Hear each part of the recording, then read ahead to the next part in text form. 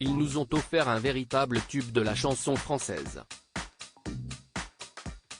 En 2002, Axel Red et Renaud ont mêlé leurs voix sur Manhattan Kaboul, un titre devenu très important pour les deux artistes.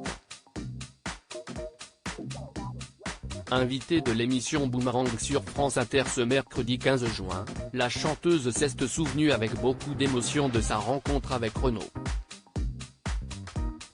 On s'est reconnu en tant qu'âme un peu vulnérable. On dit ce qu'on pense, on y va, même si ça n'est pas évident et qu'on va se prendre des claques, a confié Axel Red. Renaud, si est un enfant. Il a tout en lui, il a la révolte d'un ado engagé, et il y avait déjà une sagesse qui l'attriste. La version adulte est malheureuse chez Renaud. Sur les ondes de France Inter, la chanteuse a expliqué que son cœur était super sensible à cet homme qu'elle connaît depuis maintenant plus de 20 ans. Si est un homme vrai. Et je suis triste, en étant tellement aimé par cette population française, qu'il n'ait pas la vie 100% heureuse qu'il mérite, ça me fait mal au cœur, a-t-elle ajouté. Une bouleversante confidence de la part d'Axel Red, qui parle assez souvent de Renaud. En 2018 notamment, elle avait expliqué adorer la carrière de l'artiste mais aussi l'homme. Si est quelqu'un que j'ai dans le cœur, assurait-elle avant de décrire la relation qui les unit depuis leur duo, on n'est pas des amis au quotidien, mais quand on se voit si est très profond, quand on s'appelle si est 1h30. Quand il va mal, j'ai toujours un peu la honte de l'appeler puis après quand je le fais je suis contente. Si est un artiste, déjà très vulnérable et fort en même temps.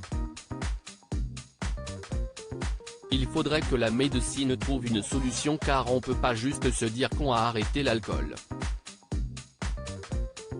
Renaud, je ne bois plus une goutte d'alcool. Axel Red aura donc été heureuse d'apprendre qu'après avoir vécu des années compliquées, Renaud va bien mieux. En octobre 2020, le chanteur a subi une lourde opération du cœur. Je me suis fait opérer du cœur l'année dernière.